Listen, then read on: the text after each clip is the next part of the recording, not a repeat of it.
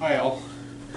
So I'm recording this brief mini lecture to get you guys caught back up. We had some technical difficulties a couple days in a row with the camera. I figured out what was wrong, so it should be fine now. But anyways, as a result, at the end of one of the lectures, which I didn't realize when I posted it online, it gets cut off. And then also yesterday's class we missed. Depending on which class you're in, 100A or 100B, we got to different points within talking about that the first text, the text for yesterday was Ben Green's "Who's Riot: Collective Memory and an Iconic Event in a Local Music Scene."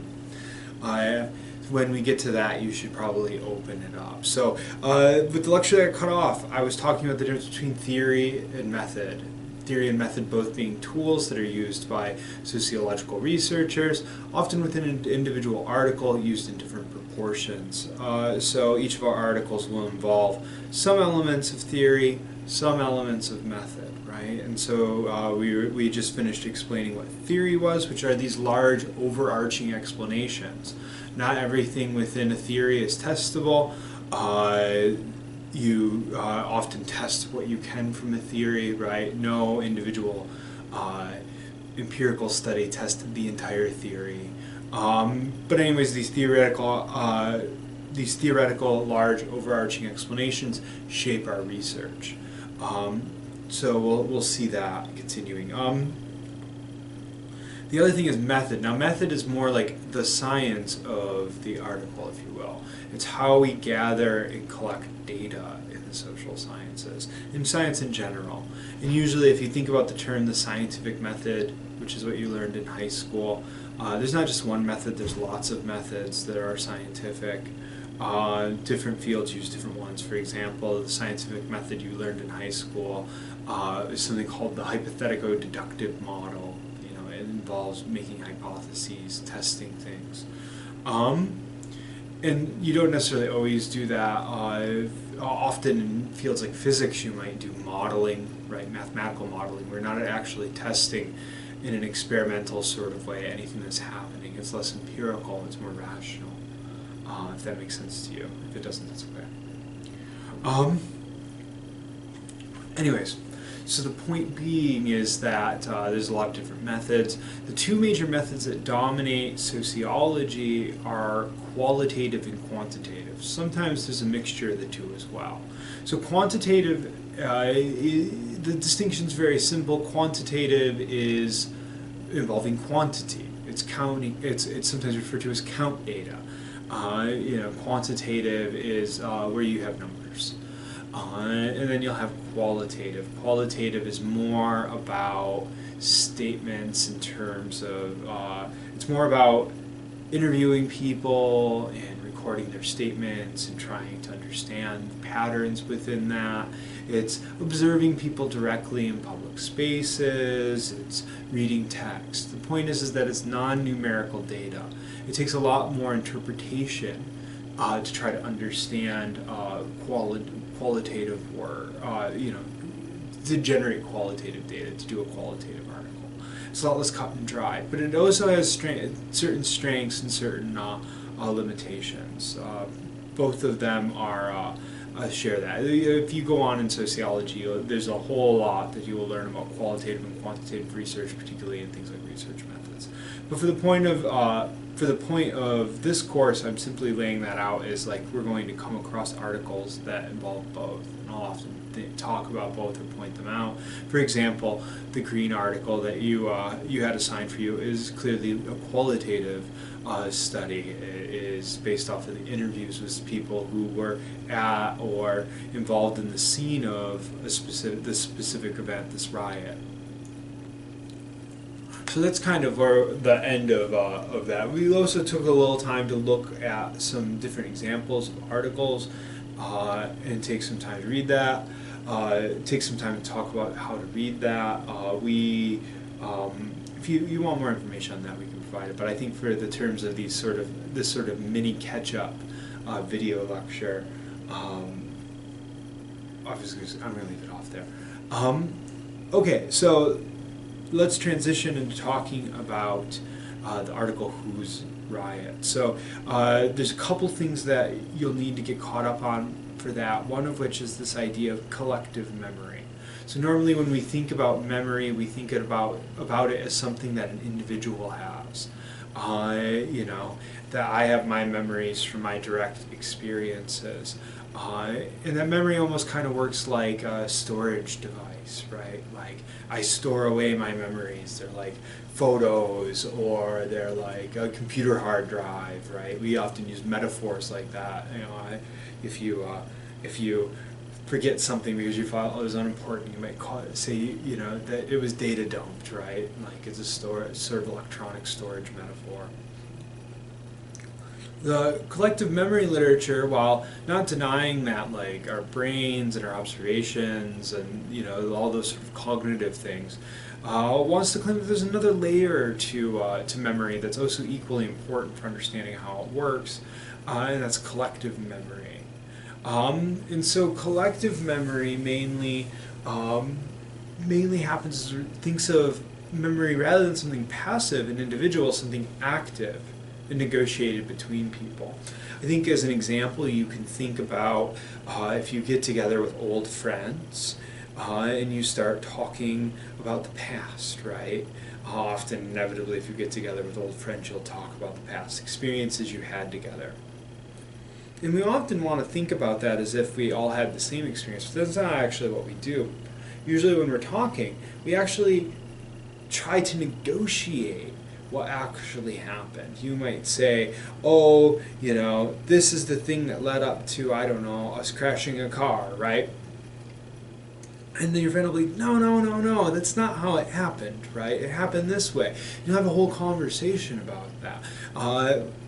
Actually, our memory is often an interactive thing that is constructed in the present, and often has very little to do with the past. The article talks about the difference between memory and history. History is about accuracy. Memory is about something else. Memory is about identity. It's about who we are, right?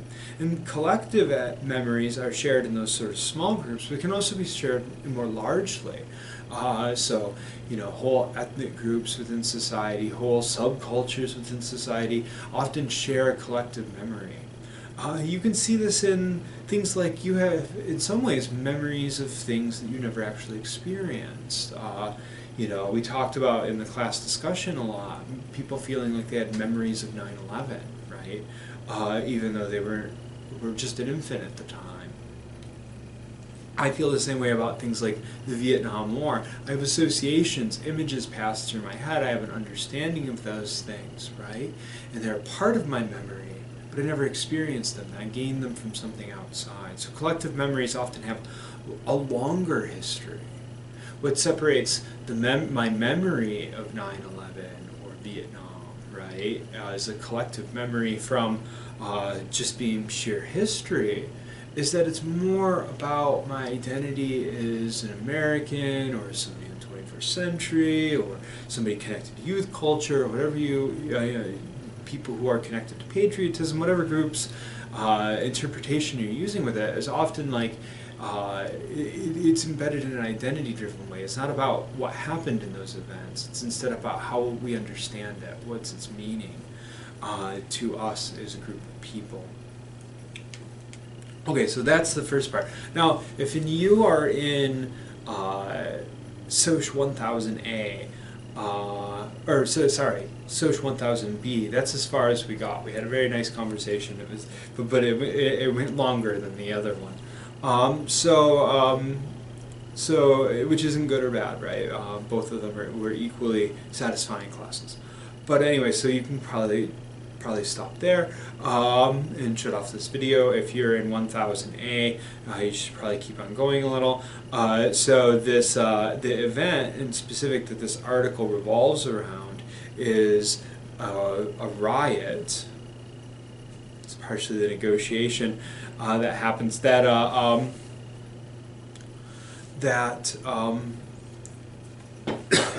sorry. Is a riot that happens in Queensland in Australia in the 1990s. It's a riot that happens around a music event, Cybernana, which is held by this sort of alternative music, this alternative music radio station. Alternative in this sense meaning things like punk or hip hop, things that are a little more aggressive, a little more edgy, right? Often politically charged kind of music. And so you know, the people who are at that event have a certain identity that revolves around them listening to, consuming, enjoying that music, and the way in which they understand this event from the past. Even though many of the people he interviewed either weren't at the riot part of it, or weren't at the event at all, or couldn't even really remember if they were or not, their collective memory of what happened revolved around that identity. So in particular, with them being a more fringe and marginalized group, they understand it through what Green is calling a counter memory. So when we talk about collective memories can either be hegemonic in general rule when you use it in sociology. The hegemon is the group of people who manage to dominate politics and economics, right? So who have more control over the meaning we construct in this case about the past, and is the opposite of being marginalized, not having access to being able to control those things.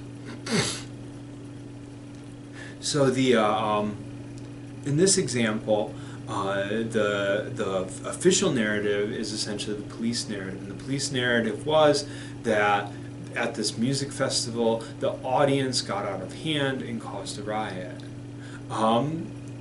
But there's a lot of doubt surrounding that. Green's not interested in whether or not that official narrative is what truly happened. What he's interested in is the tension between this official collective memory and the counter memory of a marginalized group. So, given within the history of Queensland, in this case, a very authoritarian, from the 70s and 80s, a very authoritarian government structure, mixed with a lot of police corruption. This event in the counter narrative often gets interpreted through the sort of police having created the riot. They refer to it as a police riot. And we think about, we can take that sort of event and apply what a counter memory in collective memory would be within our own society. And I think we see this playing out in the debates around between Black Lives Matter and people who want to keep these monuments, right? And monuments to Confederate heroes, basically, in the South. And so, for a long time, the official collective memory of these statues is that they were these great war heroes who needed to be honored. And we've recently developed a sort of counter memory, particularly from African American communities, that want to see that see, rather than these heroic figures, these people who actively fought for the continuation of slavery, and want to take those things down. So in the same tension as what Green's describing, we could think about that event as this sort of tension between a sort of official collective memory and a newly established counter memory, and the meaning, right, that these different groups have imbibed in the event of the Civil War will largely determine how they feel about it. So it's this sort of identity-driven thing that creates this sort of tension. Once again, Green, and if we're to use this kind of language, we're not necessarily focusing on whether it's good or bad that the statues be brought down, but instead just how that works, right? How that's negotiated, and how it reflects back on how memories are made as this very social phenomenon. So that's my mini lecture. Thank you for putting up with working out and ironing out some kinks in our system. I will continue to post videos, most of which will be the discussions rather than just me doing these sort of mini lectures. But when need be, I'll post one if I have to. So thank you very much. Have a good week. Or I'm gonna post something else Wednesday. That's not a whole week's worth of thing. So okay, I'll post the next thing. We'll be posting a Wednesday class, and that'll be up Wednesday night or Thursday morning. So thank you very much. Bye.